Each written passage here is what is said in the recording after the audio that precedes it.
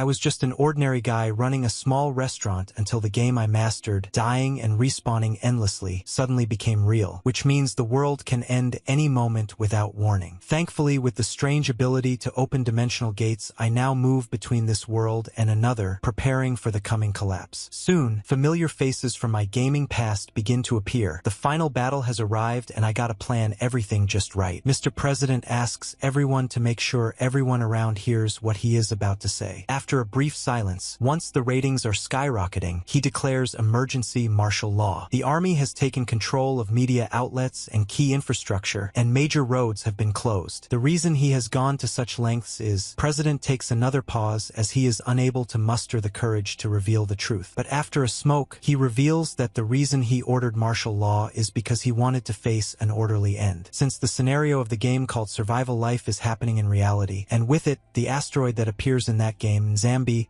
is also heading straight for the Earth to bring about the end of the world. Later, the US military tries and fails to intercept Zambi. As a result, the asteroid ultimately fell in the waters near Okinawa, and devastating damage has been confirmed. Regrettably, the Japanese people are now turning into zombies, and the zombie force derived from that damn Zambi will make landfall in their country at 1 p.m. today. President makes it clear that they cannot avoid this zombie outbreak. According to their findings, it seems a minority, including the awakened, have a chance to avoid zombification. So he has prepared something for them. To ensure safety, they are scheduled to open in 1 year, but he has installed time shelters at the marked locations. So he requests them to make their way there. Finally, he also shares a strategy guide for the monsters that appear in the early stages, and all this information will also be delivered again via leaflets dropped from airplanes. Soon, all thermal power plants will shut down. President finally says that he is a man with many shortcomings, but still, he believes he has done what's needed to be done in the final moments. He also thanks the anonymous informant who provided so much info to them. After hearing all this,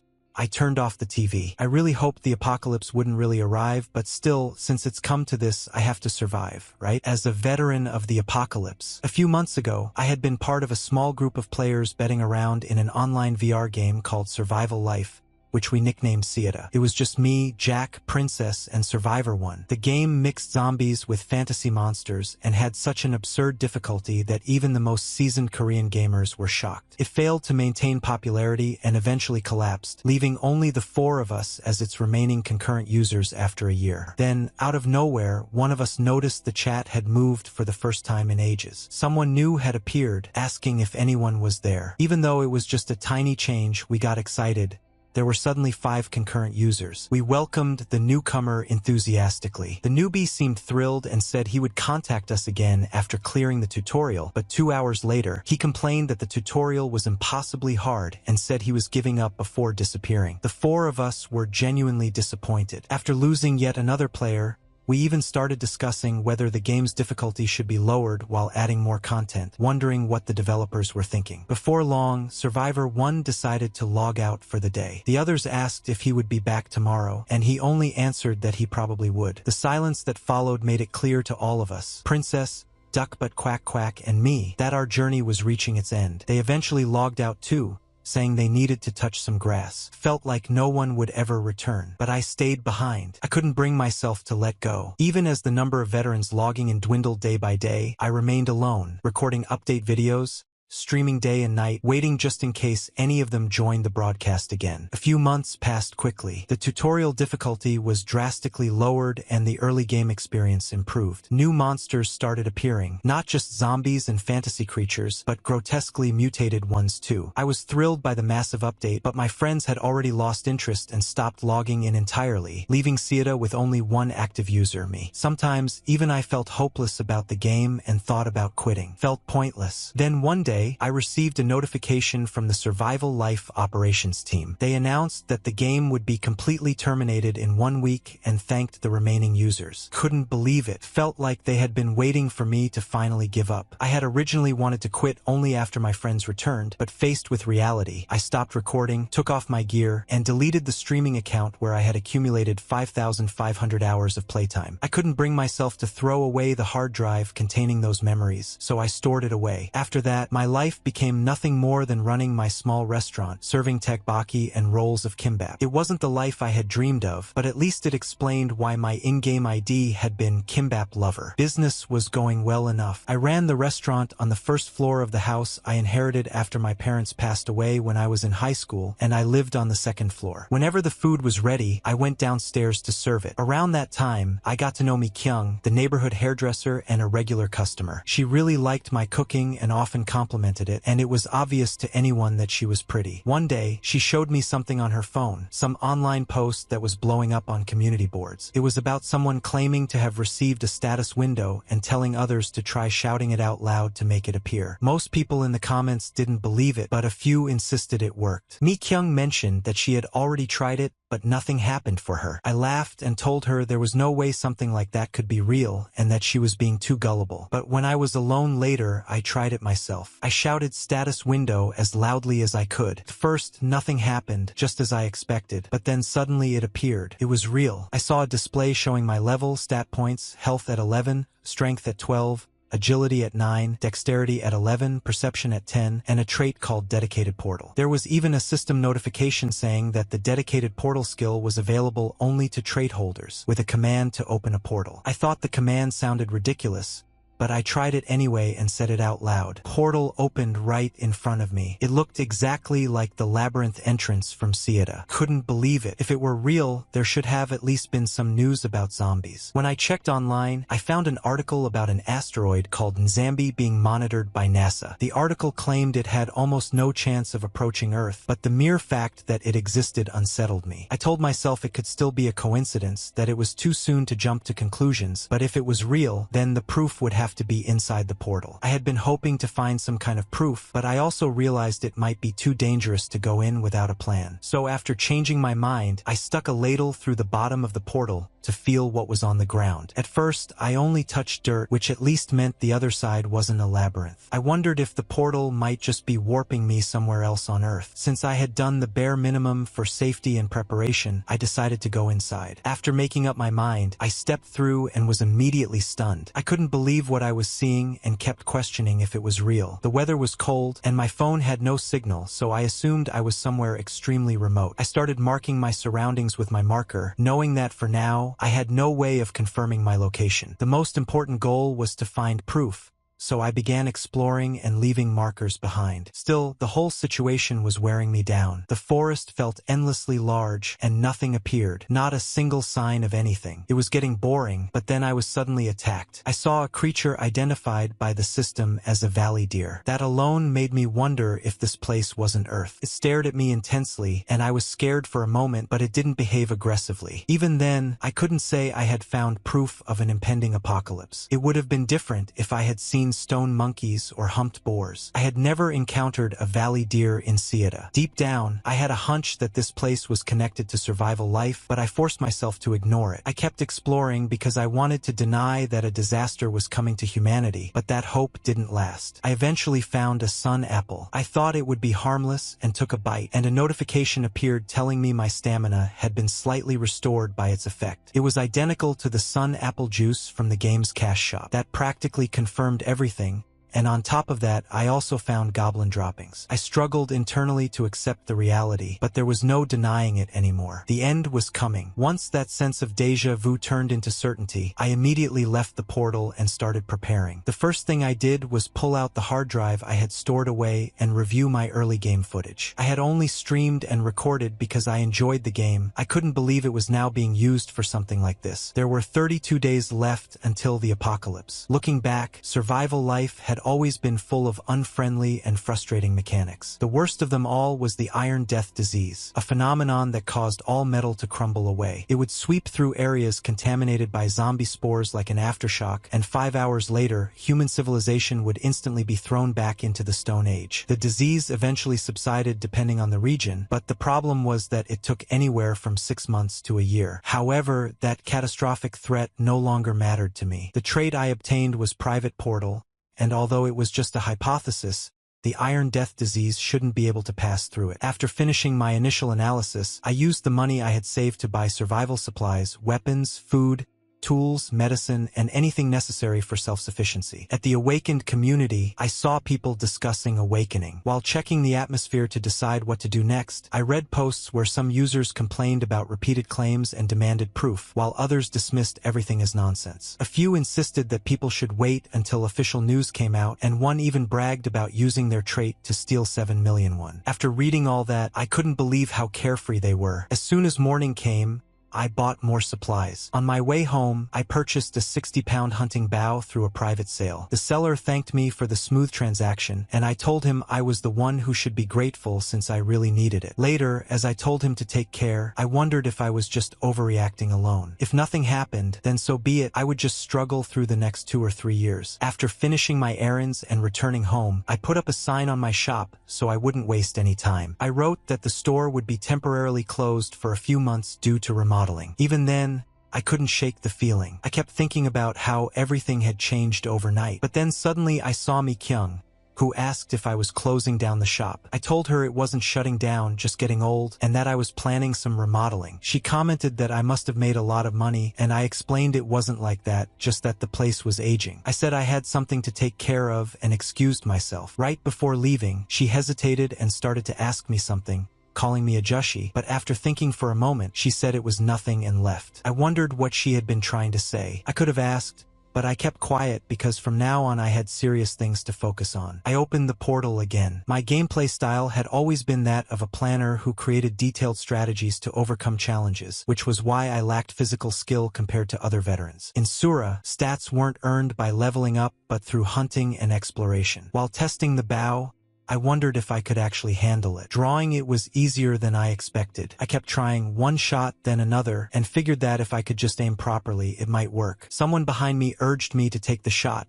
so I prepared, recalled my in-game persona, and released the arrow. It felt surprisingly good, almost like I'd been Legolas in a past life. I could only pull the string properly around 5 times, but it wasn't bad. From that day onward, I decided to train my strength seriously. After finishing the basic preparations, I moved on to the next step. I had 2 priorities. First, to figure out whether I could hunt monsters in my current state, and second, to build a hideout where I could store supplies. Until the weapons and equipment I ordered arrived, I wasn't about to do anything reckless like taking over a nest. My luck felt unreal. Preparing for every situation and planning ahead had always been the reason I survived as a veteran in Sura. Still, there was something specific I was searching for. I remembered seeing it nearby, and eventually I found it: goblin droppings. I had been looking for them for a simple reason. Goblins normally lived in groups. Finding a single pile was abnormal, and the fact that it contained only seeds suggested it hadn't been eating properly. Just as I had predicted, there was a high chance the goblin was an outcast from its group. I felt determined to track it down no matter what. Opportunities to test myself in a real fight weren't something I could take lightly. But while I was searching, the light began to fade. Hearing a wolf's howl in the distance reassured me that I was getting closer to the valley. Soon after, I spotted a goblin. It looked disturbingly identical to the ones I had seen in Sura. The system identified it as Monster Number 1, a low-tier species. I remembered that goblins typically used spears and poison darts, and they were especially fond of paralyzing their opponents before tormenting them. That memory was the exact reason I had chosen a bow as my first weapon. I forced myself to stay calm. The goblin seemed old, and maybe because it had been exiled, it wasn't carrying poison darts or a spear. If I didn't panic, I felt confident I could hunt it. I fired my arrow, and although I had been aiming for the head, it still struck the goblin cleanly. I tried to press the advantage and go for another shot, but before I could, the goblin suddenly attacked me. It moved like a seasoned veteran. I realized I would have to fight it using the same tactics I had relied on in old fighting games. When I went in to strike, the goblin dodged repeatedly, and when it attacked, I barely managed to avoid its blows. It was relentless, so I finally rushed in and tackled it, then finished it off. A notification appeared, telling me that I had acquired 2 points. I felt a rush of certainty. I had actually done it. Then I noticed a small pouch the goblin had been carrying. Inside, I found guava powder and vegetable oil. I remembered that combining the 2 in Sura created an ointment, so I planned to try it. I needed to hurry and bury the body. If the group discovered it, things would become dangerous, and if I left it exposed, it would eventually turn into a bone creeper. While I was preparing to deal with it, I noticed a red trout in the nearby water. If this really was a valley where red trout lived, then that meant there could also be valley bears, the kind of monster no one wanted to run into. At that realization, I knew I might be in serious trouble. Back when I used to live stream as Kimbaplover, I would talk endlessly about all the monsters that inhabited the forest. I explained everything I knew, even though most people in the comments just called the content boring. They never understood how much effort I put into it. I wished they could have appreciated it at least a little. At one point, a viewer with the username pitifulman donated 5,001 because he thought the stream might be fun. It was exactly the kind of thing I expected from someone like him. I thanked him, and he brushed it off, saying it was just money he earned from scraping together small amounts to pay his subscription fee. Then another viewer,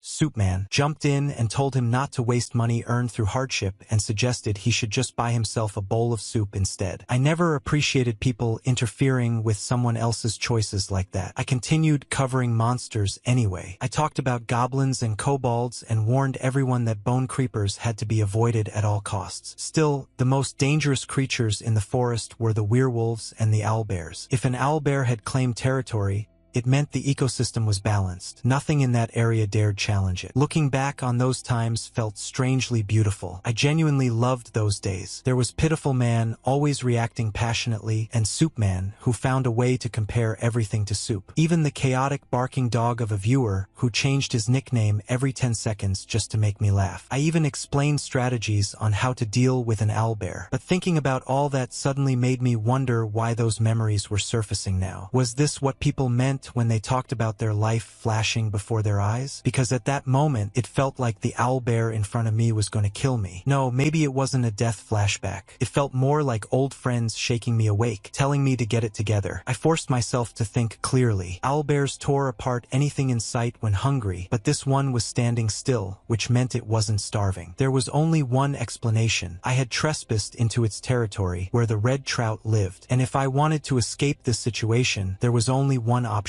left. My mind still felt like Kimbaplover, but my body was Kong Song-ho. If I wanted to survive, I had to act. I yelled to provoke the monster. Its eyes glowed red with anger, and then it charged. Owlbears, with their owl heads, had excellent night vision, but they were vulnerable to sunlight. I had memorized their attack patterns long ago. All I needed to do was execute the plan. There was only a single window of timing, and the only way to create a strong light effect in that situation was by shining it directly into the owlbear's eyes. The moment the opportunity appeared, I took it. The owlbear was completely stunned and let out a violent scream. It clearly caused it a lot of pain. When I came to, I was already back home, and my entire body was aching. I wondered if I had passed out the moment I exited the portal. It made sense. Not only had I fought a goblin, but an owlbear as well. I swore I never wanted to face one again. Then I realized I hadn't eaten since the previous afternoon. My legs were shaking, completely drained of strength. Thanks to the sun apple, my stamina slowly recovered, and I finally felt somewhat alive again. I figured I should at least get something to eat. But when I stepped outside, I was surprised to see Miss Mi Kyung there. She casually explained that she came to eat because my restaurant was second place in her personal rankings, but that wasn't what I was asking. Before I could clarify, she brushed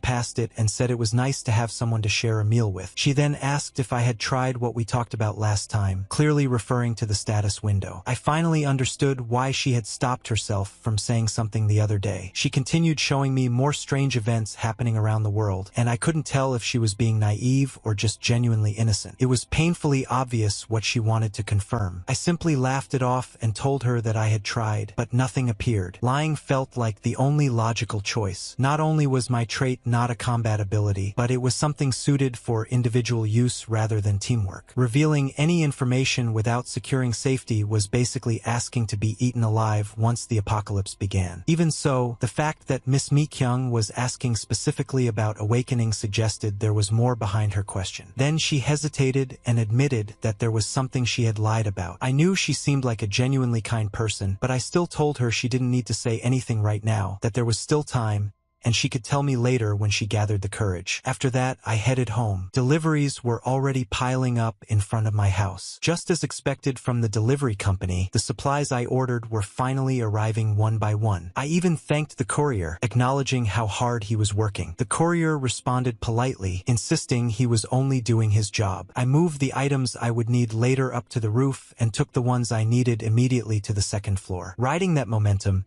I selected the gear for the day's operation: a gas mask, a flame-resistant suit, self-defense spray, a fire axe, a small gasoline can, a length of plumbing pipe, a portable telescope, and a portable fire extinguisher. My mission for the day was to secure a space that could serve as a hideout. I absolutely needed one. Finding the location wasn't difficult because I had already come across a suspicious spot while searching for the old goblin. It looked perfect for a hideout, and the only thing left to figure out was which monster lived there. I soon recognized kobold footprints. The realization actually made me smile. My plan worked on all low-level monsters, and kobolds were nocturnal, meaning they would be asleep. It would be like using rat poison. I hurriedly gathered firewood, which turned out to be tougher than expected, and stacked it at the entrance. Once I thought it was enough, I poured gasoline over it. All that was left was to ignite it, but before I could, a few kobolds emerged. They looked startled, and I only had a second to react. I grabbed the axe, rushed them, and took them out. Afterward, I wondered whether intimidation counted as a status effect and whether a one-turn kill was still possible. A notification told me my level had increased to 1 and I had gained 4 points. I decided I could figure out the details later and needed to move quickly before more kobolds woke up. I ignited the fire immediately. In the game Fiola,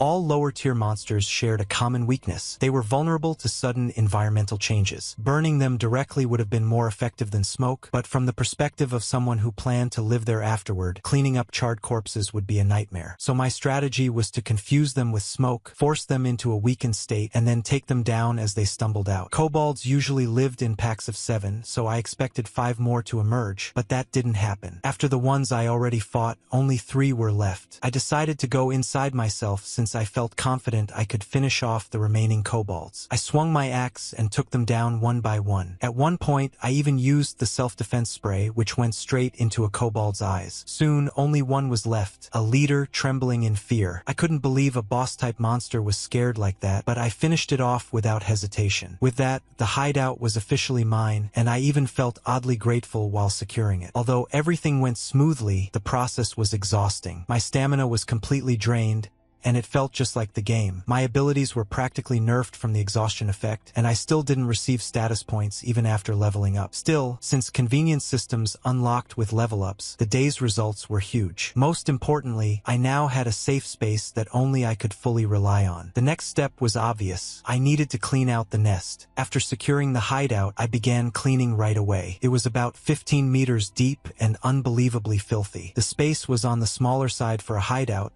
but maybe because I had just finished a major fight, the whole process felt like absolute torture. I couldn't believe how disgusting those kobolds were. So much cleanup, and yet they lived like civilized creatures. Still, having a safe space in the other world opened up a lot of possibilities. Being able to use the portal freely made things easier, at least in terms of moving supplies. However, everything else was far from easy. I was exhausted to the point where I felt like I might pass out. My life honestly felt miserable. The most shocking discovery during my travel between dimensions was that I could fix the coordinates between the other world and reality, and that even when an object existed halfway between both worlds, I could still interact with it. It was insane, but it actually worked. After cleaning, the hideout looked decent enough. I still needed to wipe away bloodstains and pour concrete on the floor so I could stack supplies properly. The mortar work alone would take a few days. After that would come the sandwich panels. I began gathering materials like lumic stone and igneous stone, essential items for new players in Cieta. Felt like I had stumbled onto a complete gold mine. I figured I should start mining once the construction preparations were finished. The next day, D29, I was completely worn out. I wondered if I had pushed myself too hard because every part of my body was aching. Then I noticed a few cuts I didn't even remember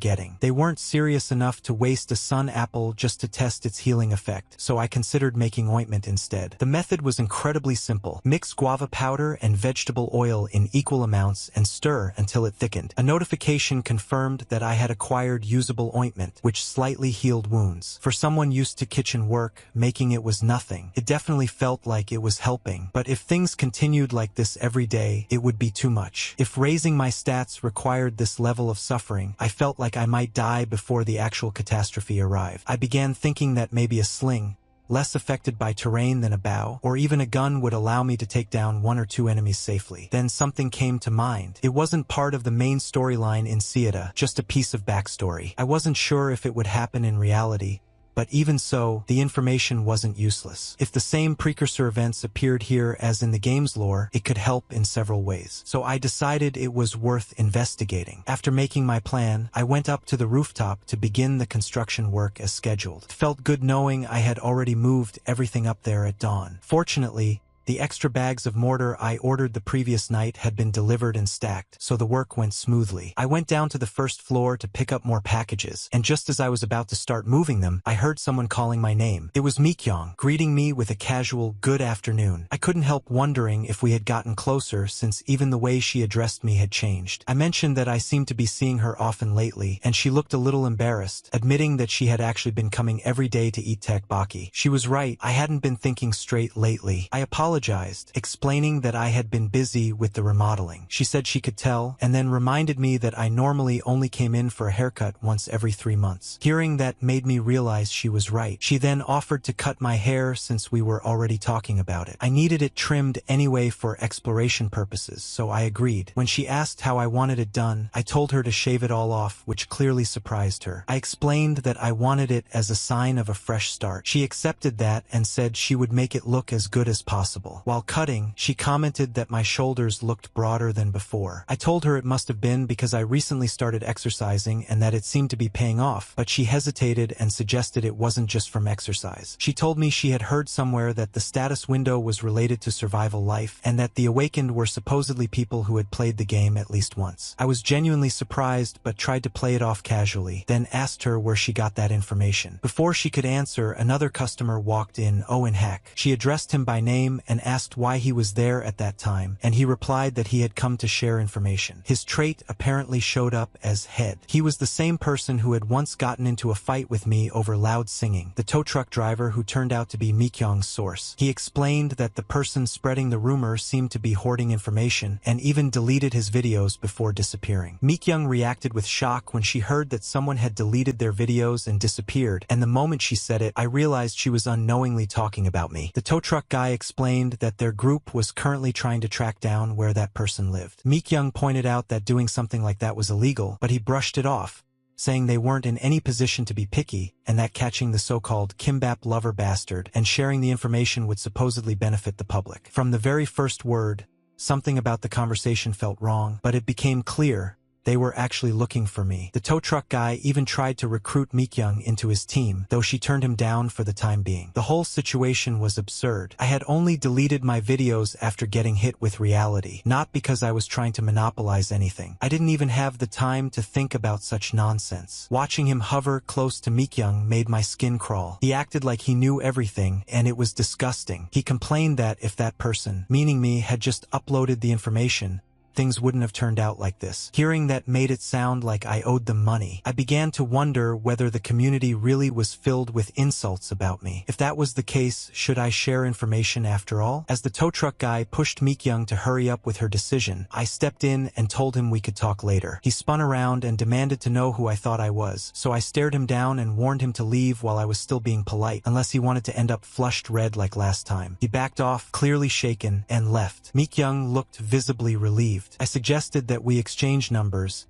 just in case he caused trouble later, and she agreed. When I got home, I paused the construction work and turned on my computer. I searched for Kimbap Lover under the accusation of information hoarding. The real-time boards were in chaos. People were posting things like how I had really deleted all my videos and disappeared, demanding to know where I had run off to. Some called me a terrible person and said that if my address ever surfaced, they were going to come after me. Others even offered money to any hackers willing to dox me. The situation had completely spiraled out of control. Someone on the forum pointed out that other veterans were the same as me, but another user immediately argued back, saying I was different because I had recorded everything and played until the very end. The entire community was flooded with insults directed at me, and even an unknown person who had been releasing important early game information was getting cursed out. The early tips being shared explained that if zombie spores covered an area, the metal death plague would arrive 5 hours later. It warned that buildings without structural defects were still safe up to the 7th or 8th floor even if the rebar crumbled, and that zombies had excellent perception, so people shouldn't move in groups and should avoid light as much as possible. possible. It also mentioned that smashing the host of the zombie spore in the center of the head could counter them. In the replies, people mocked the poster, threatening them and demanding they prove their location or show their playtime before posting anything else. Soon after, I saw an ID that was clearly that tow truck guy. The name was Towing, as if he had made his username while confirming his real identity. The posts were overflowing with insults toward Kimbaplover, and some even hinted at trying something involving Mikyong. Feeling disgusted by the whole thing, I turned off the computer. My mental state didn't collapse, but I was sick of all of them. Strangely, instead of feeling overwhelmed, my mind felt sharper and clearer than before. I opened the portal and spent the next 2 days throwing myself into work on the hideout, using labor as a way to burn off the stress. I mined Lumic stone and igneous rock with a pickaxe, mixed mortar with water,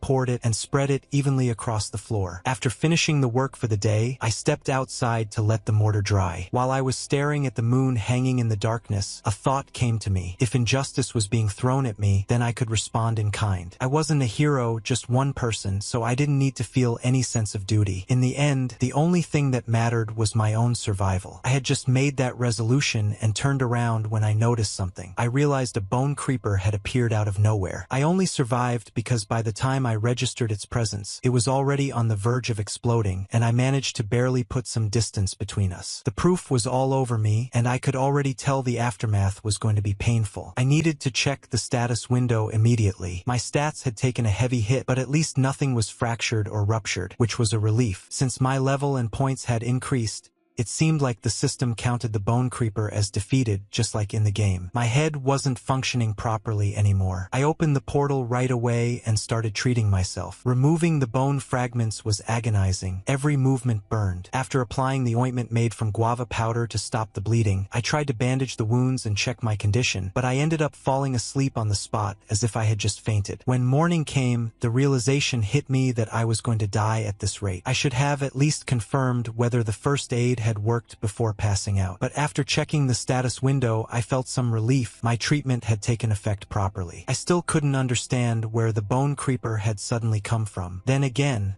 the forest was enormous, and something appearing out of nowhere wasn't exactly strange. I began wondering if I should raise my perception stat to improve my detection ability. In Seola, there were 2 ways to increase stats, earning them through experience or obtaining items with stats attached. But the game was brutally hardcore. To get stat-boosting items, you either had to defeat monsters stronger than your current stats or rely on event-related drops. I had already gone through the same struggle a dozen times, begging the system for agility even though everything was random, and finally receiving a skill according to the notification. Most of the time, no matter how hard I tried, I couldn't win. High-ranking monsters had skills that could be acquired if the conditions were met, but the one I obtained didn't suit me at all. That left the question of where I could obtain useful items in my current situation. To find the answer, I decided to revisit the backstory footage I had recorded earlier. The backstory described several precursor phenomena that occurred before Nzambi fell. If everything lined up the same way in reality,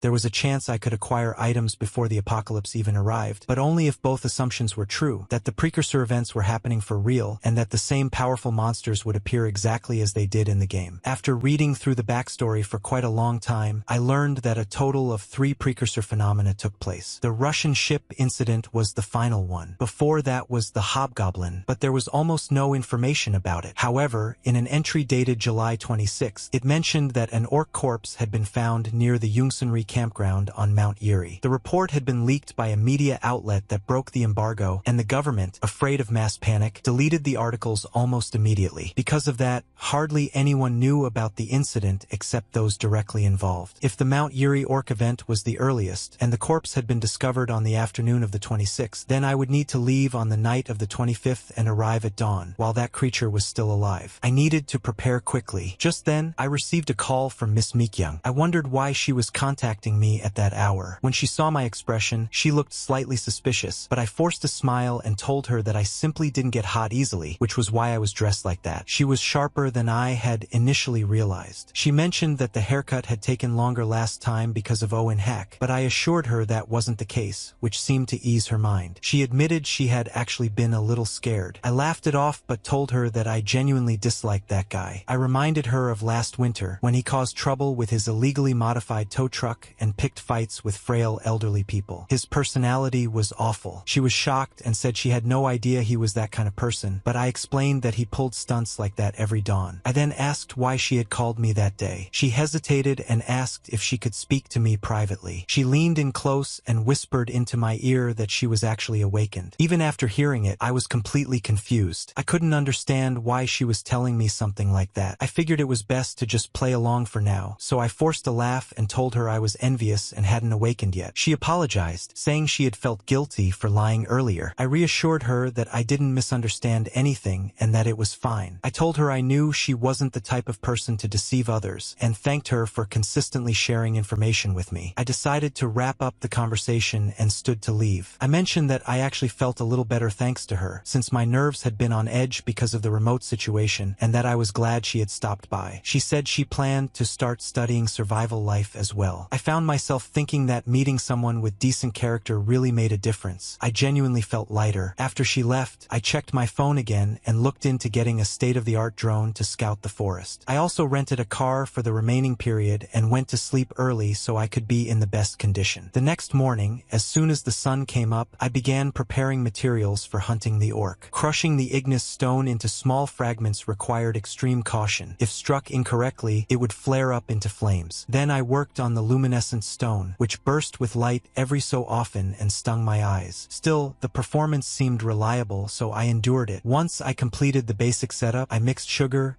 gasoline, and various organic solvents in order. I added a hardener to solidify the ignis stone powder and resin. At the spot where I had fixed the portal coordinates, I installed a makeshift desk and then returned to reality. It was a pleasant surprise to see the car I had rented waiting. It felt like a good decision to splurge on something reliable. I packed everything I needed. With preparations complete, it was time to head for Mount Yuri, where the orc was destined to appear. Before midnight, I arrived at the Yungsanri camping ground parking lot and spent the remaining time running through image training in my head. As soon as the next day began, I checked my gear one last time and started the search in earnest. 2 hours later, the rain had intensified and the mist made it difficult to see anything ahead. I kept wondering where the orc was supposed to appear. I had thoroughly searched the campground, and for a moment I assumed that, unlike in the game, precursor phenomena simply didn't happen in reality. But just as that thought crossed my mind, something happened. I heard a sound. I recognized immediately that it belonged to an orc, and it sounded furious. Judging from the tone, it was a subspecies of a red orc. If that was the case, there was a high chance of a guaranteed skill drop. I kept reminding myself to stay calm. As long as I followed the plan, I felt confident I could take it down. My strategy for handling an orc was straightforward. First, I needed to trigger its aggression and draw its focus. After that, I would use the signal flare to immobilize it briefly. The moment it paused to react, I would open the portal and throw in the flash can. The creature wouldn't regain its vision for about 20 seconds, and I would need to make my next moves within that window. From that point onward, it became a race against time. I targeted its muscles, weakened from the status effect, to restrict its movement. The orc kept trying desperately to attack, but I dodged repeatedly, striking whenever I saw an opening. Even though the weather made visibility almost non-existent, I continued fighting. When my eye level finally aligned with the orc's, I used the flame can I had prepared and forced it into its maw. The explosion was massive, and I assumed that had been enough to finish it. But when I lowered my guard for just a moment, I saw that the orc was still standing, engulfed in flames. I hadn't expected that at all and wondered if I was going to be killed right there. Then a notification appeared, informing me that my level had increased to 3 and I had gained 10 points. Another message announced that I had acquired the skill Survival Instinct. The orc eventually collapsed, but the fight had pushed me far past my limits. I couldn't keep handling things like this. I began searching for the dropped item and eventually located it. The rain had almost concealed it, but I found a watch that transformed upon activation and increased my perception. Now that I had secured it, a new problem surfaced. I had no idea what to do with the orc's body. The Mount Yuri orc incident was definitely under embargo, and I kept questioning whether releasing that information was the right thing to do. Honestly, I felt pessimistic, especially after remembering what Miss Meekyoung had told me, that if it was true awakened people were those who had played the game at least once, then there were probably several thousand awakened already. And if even a fraction of them were like that tow truck guy, Owen Hack, then there was a real possibility that they would tear tear apart the system and the law for personal gain and incite chaos. The biggest problem was that if I abandoned the orc's body, it would turn into a bone creeper and start harming people as early as the next day. Then another thought hit me. Why hadn't I considered that I could become a zombie myself? Even being awakened didn't guarantee immunity. If I were infected by spores, there was no assurance I wouldn't turn. I couldn't make a decision right then. But one thing was certain. For the sake of the few who would survive, the world needed to face an orderly end. Meanwhile, I still had the problem in front of me. I needed to bury that body, and my injured condition made the task almost impossible. If my body were fine, I wouldn't be living this miserable, dog-tired life. Then a notification triggered, saying that survival instinct had activated due to exhaustion, boosting will to fight, stamina regeneration, health recovery, and perception. The surge gave me confidence. I told myself I just needed to finish everything quickly. I had no choice but to move as fast as possible. At first glance, survival instinct looked like a broken, overpowered skill, but once the effect wore off, I'd be helpless. I had to hurry home. If I arrived too late, I might be killed by something while unable to move. After some time passed, I checked the schedule in my head and realized that by now, I should have already been constructing the defensive line. Still, the traces of the red orc should have disappeared by then, right? The news reported only that mysterious heavy rain had fallen from dawn until morning at Mount Yuri. Experts, including Professor Kim Woo-seon from the Department of Environmental Engineering at Horia University, expressed concern that abnormal weather patterns were increasing, phenomena that couldn't be explained by existing climate data. After that whole ordeal, it felt like an awkward time to do anything productive, so I decided to check the community and look through the goods that had arrived earlier that morning. I was genuinely happy when I saw what had been delivered. In reality, I could only use the Indian War Club for now, but since I could use everything freely in the other world, it wasn't a bad outcome. However, I noticed a few items were missing and wondered what happened. Then I read the notice explaining that customs clearance had been denied for some of the weapons I ordered, including the spear, because they were classified as heavy weapons. It figured, even with a weapon importer, some things still got caught in customs. Just then, I heard another sound and assumed it was another delivery. I called out to the driver to leave the package at the door, but the knocking continued. I wondered if he hadn't heard me. When I opened the door to repeat myself, I realized it wasn't a delivery at all. It was Mikyung. I had no idea why she was there, but she apologized and said it had been a while since we talked, and she really wanted to see me today. She asked if I was free and suggested we eat ribaki together. So now Miss Mikyung was inside my house. Felt absurd, and for a moment I wondered if this was really happening. She urged me to sit down and start eating, and I obeyed without hesitation. Even then, I couldn't help questioning what she actually wanted. She reminded me that I had said I would look up information about Seola last time, and she explained that she wanted to share what she had found. At that moment, all I could do was lament internally. Of course, right when the end of the world was approaching, any chance of romance vanished. Still, because it was Miss Mikyung, I felt I owed her honesty. Good people were rare, and the apocalypse would need them. After we finished eating, she stepped out to throw away the trash, and I used the time to prepare. While she was gone, I brought out my laptop. The community was still the best place to reference if I wanted to explain information without revealing I was awakened. I began by explaining the details of the metal death plague. I told her that traveling in groups of 6 or more increased the likelihood of being detected by zombies and monsters, and that perception was one of the most important stats for survival. She wrote down everything carefully. Her notes included points like sturdy buildings being safe up to the 8th floor, the need to stockpile canned food, the danger of moving in large groups, and the importance of perception. She seemed to understand it well and commented that survival had always been the core goal of the game. I started to move on to the next topic, but she brought up something else. She mentioned that, just like Owen Hack had said, Kimbap Lover was being heavily criticized online. I acknowledged it, and she asked why Kimbap Lover wasn't sharing information. I dodged the question, saying that as someone who hadn't played the game, I had no idea, and asked if she had any guesses. She thought about it and said she could somewhat understand. Everyone had their own reasons and circumstances. She also mentioned rejecting Owen Hack's offer to join his party. When I asked why,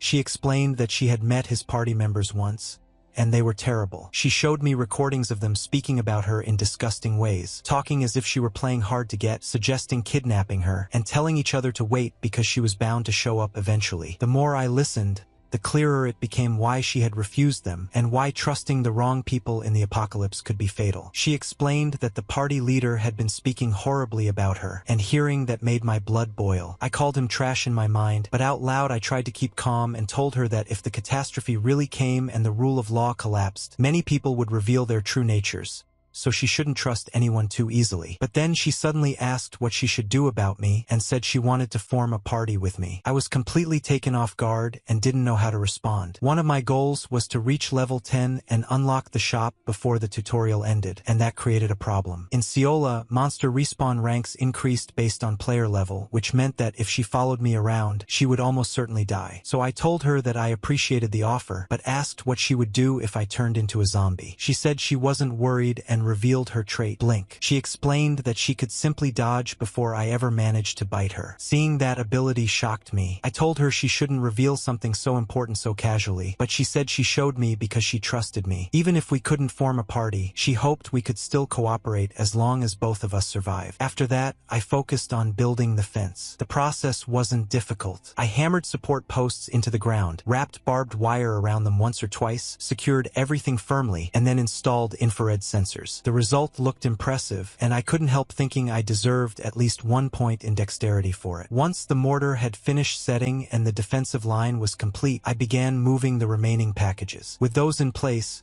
all I needed to do was divide the interior using sandwich panels to finalize the layout. Then I suddenly sneezed hard. The other world was much colder than I expected. Felt like late autumn. Eventually, I would have to sleep there, so I needed countermeasures. While I was at it, I decided to replace the blackout curtain at the entrance with a proper door. I stopped by a nearby woodworking shop to request the construction and buy additional materials. As I left, I asked the craftsman to handle it well, though it felt like my to-do list had only grown longer. On the way back, I walked while checking the places I planned to loot during the 5 hours before the metal death plague would spread. First the hardware store, then the pharmacy, and after that the motorcycle shop. While I was muttering to myself, someone suddenly called out to me. It was Hyung Jun Hyung. It had been a long time since we last met. He was the director of a gym, known as the Protein Monster, recently divorced with a young daughter. I noticed his expression looked terrible and asked if something was wrong. He brushed it off and asked if I had started working out again, saying his muscle memory was coming back. I just laughed and told him I had been using my body more lately because of remodeling. I asked what was going on with him, and he said it was nothing new, just that it really seemed like the world was about to end. I told him I had heard about it too. He explained that a gym member had told him about the status window and something about zombies. He asked if I believed it, and before I could answer, he continued. He said he hadn't believed it at first either, but then his friend told him to watch closely and suddenly levitated. That was when he accepted it was real. Even he called it 100% a superpower. I told him I hadn't awakened, and he said he hadn't either. Then he mentioned that the guy who levitated was planning to go to a broadcast station to make money off it. I wondered how he made that connection, but he said he didn't know, just that the guy claimed to have a meeting lined up. I sat down with him and said that meant ordinary people would soon find out about the existence of the awakened. But he told me something more concerning had happened that day. I was curious, and he explained that there had been a shootout, specifically in Uedo. Couldn't believe it. I hadn't watched the news because I had been doing other things, so I checked the petition board online. There was a post demanding the truth about the Uedo shootout. It stated that someone had clearly seen breaking news reporting a shootout in Uedo around 9:36 a.m. that morning, but shortly afterward the breaking news vanished. All articles and community posts were deleted as if nothing had ever happened. The writer accused the government of media control and requested clarification from President Jang,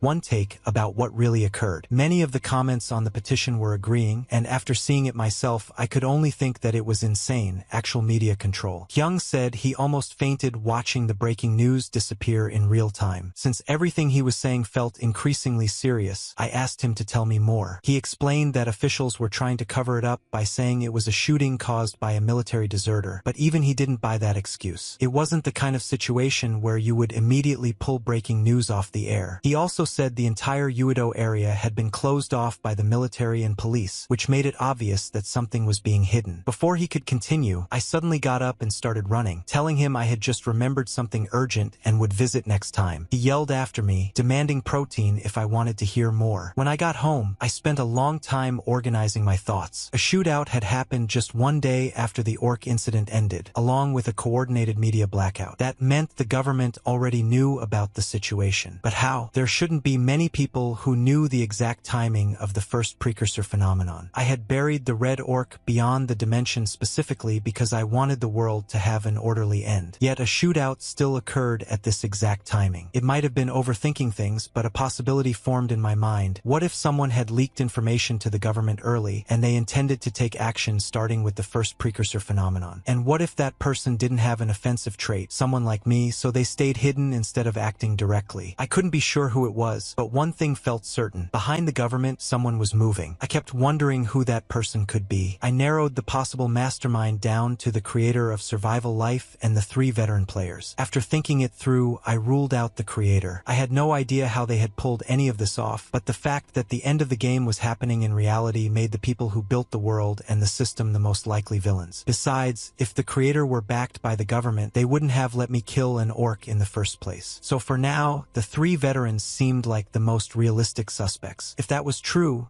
then maybe it really was Survivor 1. And if my theory was correct, didn't that mean I didn't need to share information with the government myself? Even then, I wasn't sure. I acted differently in the game than I did in real life, so would the real person behind Survivor 1 be the same as the one I knew? Still, I couldn't help missing my veteran friends. We had a lot of fun back then. In the end, I decided to trust them for now. Sharing information wouldn't stop a catastrophe anyway. If the world needed an orderly end, it wasn't my time to interfere yet. 2 days later, I completed organizing the food supplies. The first shelter setup was finished before the generator arrived. I now had food storage and an armory. For phase 2, I planned to install steel logistics trays and drill through the wall with a hammer drill. Turned out there was much less space than I expected. The basement waterproofing was finished since I had been working on it bit by bit, but until it fully cured, I couldn't store anything down there. I decided I would figure out the rest during phase 2 construction. For now, there was something more important. The drone I bought was unbelievably large, basically Amazon level, and completely overpowered. I didn't have to worry about getting ambushed while exploring, and making real-time maps was effortless. It was god tier. I was relieved I had gone for the expensive model. After a brief moment of admiration, I set the shelter as the center point and began full-scale terrain exploration. I discovered perpetual snowfields to the northwest, although there was some signal interference, and an ocean to the south. The ocean had no monsters and plenty of prey. I figured I should go there later and set up fish traps. Once the terrain scouting was complete, I examined the valley and studied the ecosystem around the shelter. Thankfully, there were no owl bears. Then I reached the place where I had encountered the owl bear before, only to find that the corpse was gone. I wondered if that huge furball had eaten it. The creep I had seen back then definitely wasn't from goblin bones. Still, judging from the multiple footprints, it was too early to conclude anything. Some of them were goblin tracks,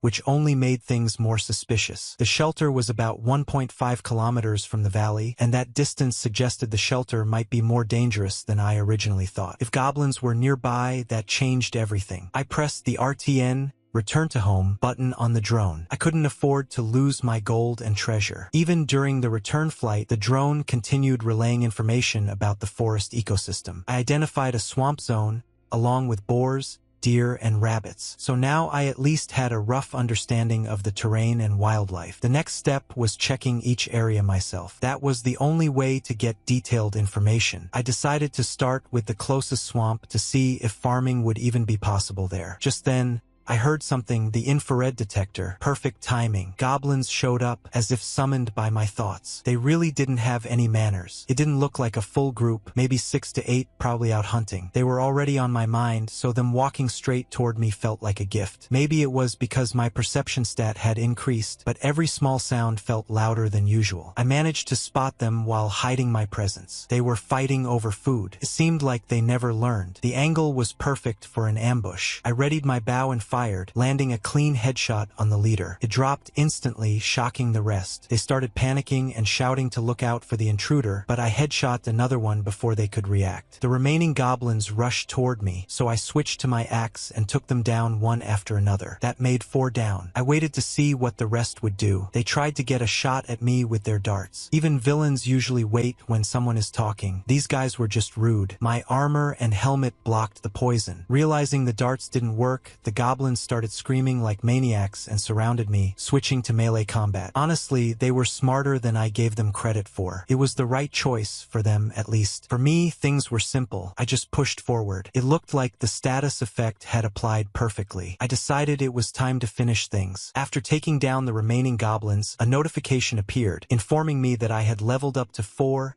and gained 16 points. I let out a breath I didn't realize I was holding. I had only attempted it because they were weakened from the confusion status, but surprisingly, it actually worked. I was exhausted. It was almost funny that survival instinct didn't trigger during the battle, but activated while I was digging. The efficiency boost was ridiculous, but I wasn't going to complain. It made the job easier. At least the activation wasn't useless. Unlike with the orc, only my health stat had dropped this time, so I confirmed that the recoil wasn't severe. Once the burial was finally done, I checked the loot. There was guaca fruit, which restored health. I realized this was what it looked like before being ground into powder. Judging from the amount of vegetable oil I'd seen, there was probably a place nearby where it could be harvested. Then I checked the boss goblin's pouch and found something unexpected, a live toad. I wondered why they would carry a living one instead of a dead one. The musty smell and the unpleasant green liquid made it obvious. It was the paralysis poison goblins used. I knew immediately that I had to raise it. More than anything, it was strangely cute. If I could extract paralysis poison myself, I'd have opportunities to build up poison resistance, and hunting would become much easier. I decided to name it Jodok and promised it plenty of food. A notification appeared, saying that because it was asleep, I had forcibly succeeded in empathizing with the poison toad, and that Jodok would now be considered my property. I was genuinely stunned. I had never seen anything like this in Seola. I didn't know if it was some hidden gimmick added in reality, like the dimensional gate properties. Another notification followed, stating that survival life would be completely terminated in 1 week and thanking users for their support. Apparently, an update had been conducted during the final week when I wasn't logged in. It felt absurd. Who pushed an update right before shutting down the servers? I decided to stop thinking about it for now. I needed to focus on exploration. After reorganizing things by going back and forth through the dimensional gate, I began searching the surrounding area and discovered a spring I hadn't been able to see even with the drone. I couldn't believe it. There was something like this so close to the hideout. The spring water turned out to be completely normal,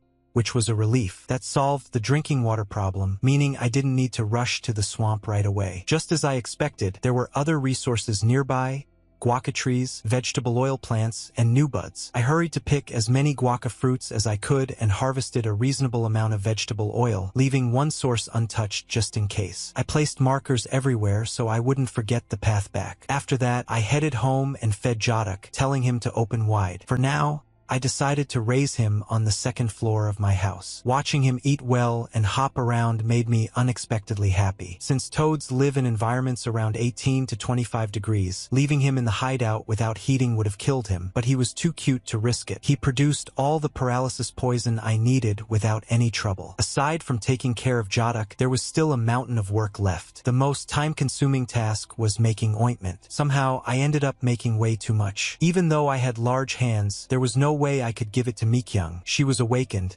so I couldn't be careless. I had no idea what to do with the excess until I remembered Hyungjun. Later, when I visited him, he was thrilled and joked that protein drinks delivered by a younger brother were the ultimate truth. I laughed and apologized for being late. He said it was fine, but admitted he had expected me the next day and felt a little disappointed. I told him I came with both hands full, and even he was surprised to see an entire container of protein powder. He noticed the ointment and asked about it. I explained that I had bought too much and that it was supposed to be good for wounds. He asked if I had gotten into multi-level marketing, and I told him I wasn't that foolish. He thanked me for sending Seola-related information through messages, and I told him I was the one who should be grateful. Without him, I wouldn't have known about the shootout. I asked why the gym was so quiet, and he explained that everyone had gone to make plans. I asked what kind of plans, and he said the guy who went to the broadcasting station had shared information with the members before leaving. At their request, they decided to turn the gym into a base. There were about 20 people gathered, and I couldn't help reacting. I asked Hyung if he had even read the information properly. Having more than 6 people together was dangerous. He said there was nothing they could do and that they had to try somehow, since they couldn't abandon their gym members. As expected, he was loyal despite how he looked. Then he asked what I planned to do. I told him I still needed time to think. He reminded me that I was also a non-awakened and said that if I ever had nowhere to go. But before he finished, a scream rang out. Hyung froze, asking if that was really a scream. I rushed toward the window and told him to open it. When we looked down,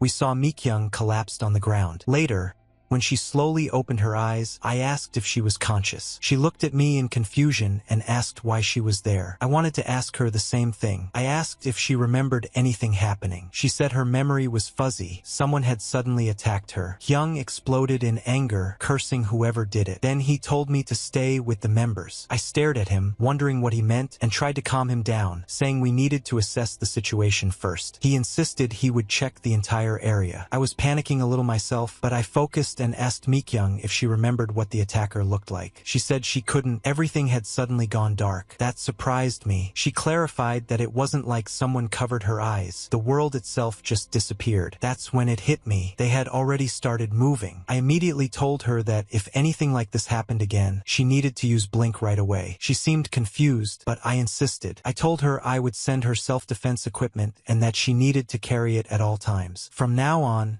she had to be extremely careful, because the whole world was going to come after anyone who had something valuable. From a long time ago, there's been a famous meme: if 5 people gather, one of them is definitely trash. And it's true, trolls exist everywhere. Especially in Sura, where there was no intervention aside from purchases. It was even worse. I constantly filed reports and customer support would respond, but they never actually punished anyone. Trolls would join a team while pretending to be normal players. They'd act confident, saying they knew the area inside out and told everyone to follow them. Other players would trust them, only to be led straight into a monster-infested zone and wiped out. They'd approach newbies while pretending to be kind, offering to carry them. The newbies would get excited, thinking the troll was a good person. But the whole time, the troll had a weapon hidden behind their back, waiting to kill them and steal their items, calling them idiots afterward for falling for it. They did every bizarre thing imaginable, creating conflicts between parties just to watch them fight while laughing from behind. With antics like that, the already unpopular game bled users even faster and completely failed within a year. Of course, the reason the concurrent users dropped to 4 was also because we cracked down hard on the few remaining troublemakers. But why am I suddenly talking about this? Because the timing couldn't be more perfect for trolls to run wild again. To summarize everything I've found so far, after the Yoido shootout, the Awakener communities merged. People started repairing, preparing for the end, sharing information, but also plotting. On the real-time boards, I saw people recruiting parties for the Seoul, Gyeonggi area, others talking about robbing a bank using psychic abilities, and some even posting gameplay clips to recruit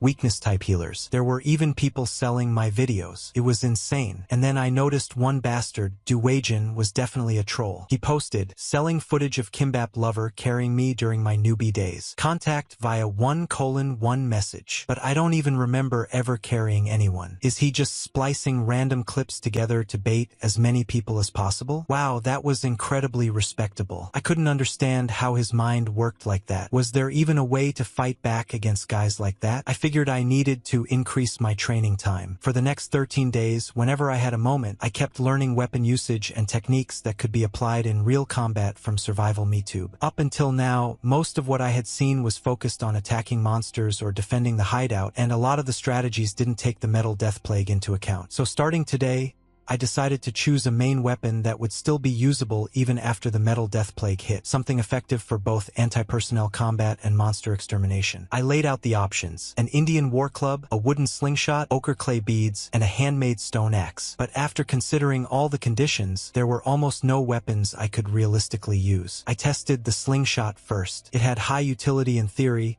but when I fired a shot straight at the target, it completely missed. The ochre clay beads were also disappointing. The power was too weak to rely on, so that left only the Indian War Club. Once I accepted the Metal Death Plague as a given, the choice wasn't complicated. The easiest way to deal with zombies was to crush the spores lodged inside the skull with a blunt weapon. And the first item I planned to buy from the level 10 shop was a blunt-type weapon anyway, like an enhanced wooden club, so I needed to raise my proficiency now. But was that really the best option against people? Honestly, it felt uncertain. If I ran into a psychic awakener, I wouldn't even be able to move a finger. Still, I couldn't just sit around. In survival life, killing a human gave 50 points. The murderer system forced death matches with nearby users once someone was registered as a killer, preventing abuse, but there would definitely be a flood of people willing to kill others just to earn points, even with the penalties. After thinking about it until I was exhausted, I concluded it was best to avoid those types entirely until I finished farming items and skills. While I was at it, I should dismantle the store completely and install a detector on the second floor. Then I suddenly heard something. A wolf at this hour. There was no way, right? Did one get injured near the hideout? But it was real, and it was huge.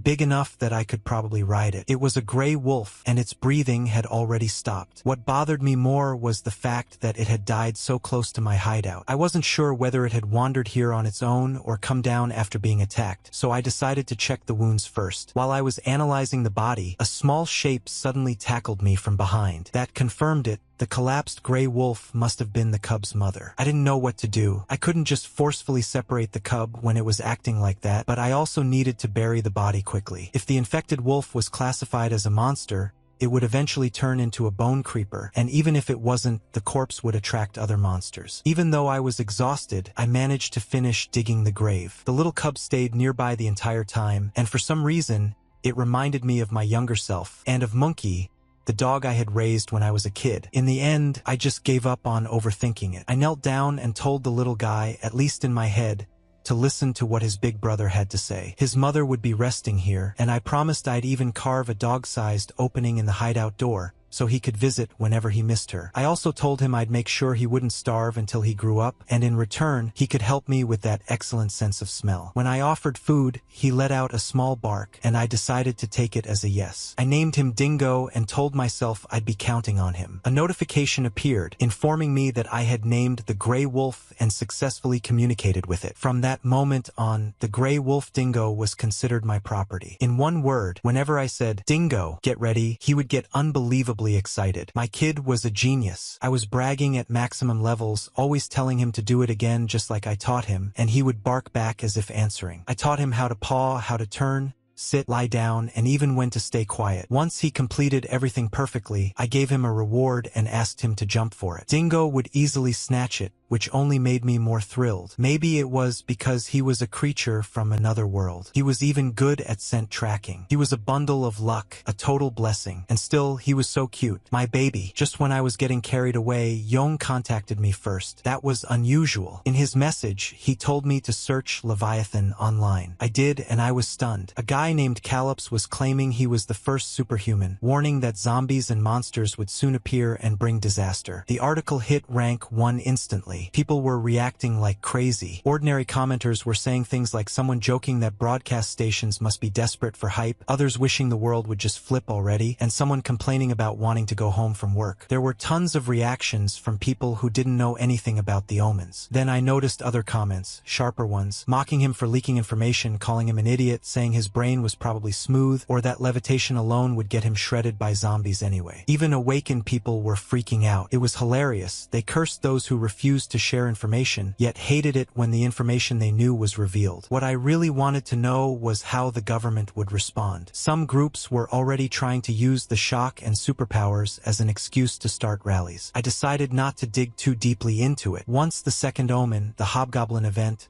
occurred, whenever that would be, the government's reaction and direction would become obvious. Right now, I needed to use my time more efficiently. I told Dingo that starting today, we had to begin exploration immediately. He barked in agreement. He was cute, but also big and strong, and it seemed like he would become a very useful asset. For me, preparing thoroughly was the only answer, and I hoped Dingo would help make that possible. When he barked again, I felt confident. Out of everything I could do, the reason I chose interdimensional exploration with Dingo was was simple. I showed Dingo the pouch because I figured he could track it. He immediately went to work. The first reason for bringing him was to prepare for the upcoming hobgoblin event. I needed him to properly imprint the goblin scent. Tracking a hiding spot from just lingering odor worked better than I expected. Next, I needed to see whether Dingo could stay calm in live combat, so I brought him with me to test if he would follow my commands. So far, things were going well, and our hunting was going smoothly. Whenever he did exactly what I wanted, I praised him in my head, telling him he did a good job. I was also trying to confirm whether hunting was really possible in the other world. I reminded Dingo that last time he ran off, so I hadn't been able to check properly. Judging by the size and claws of the animals here, they were definitely stronger than those on Earth. Dingo barked as if agreeing. We continued exploring,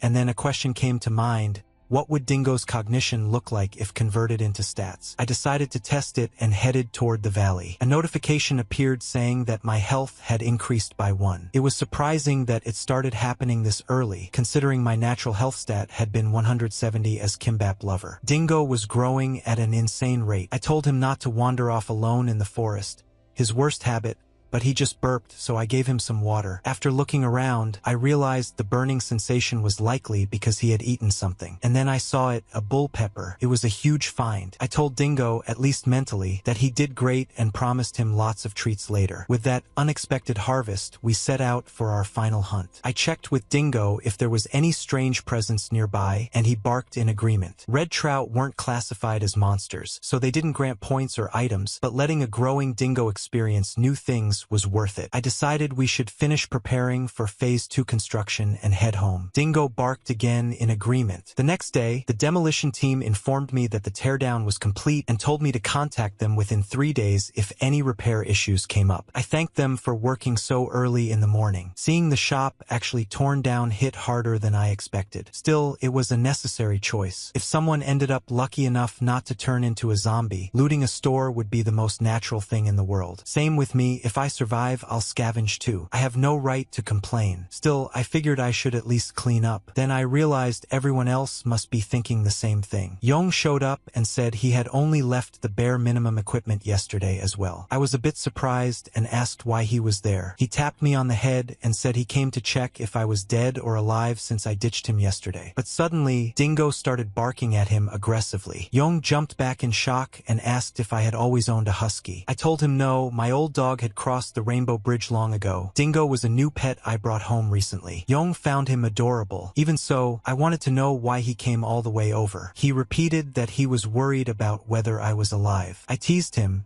asking if that was really the only reason. He hesitated and admitted it wasn't just that. He was worried about something else too. He said he had found out who the guys were that attacked Mikyung. Reach 2,000 likes, and I'll unleash the next part instantly.